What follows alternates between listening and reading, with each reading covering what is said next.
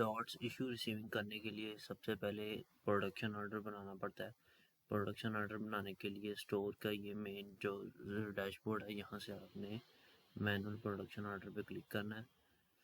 यहाँ पे अब आपने हिंट देना है आइटम का, जिस आइटम की आपने प्रोडक्शन करवानी है। मिसाल के तौर पर मैं एक आइटम देता हूँ 15,502। ठीक है, ये आपने आइटम सेलेक्ट कर ली।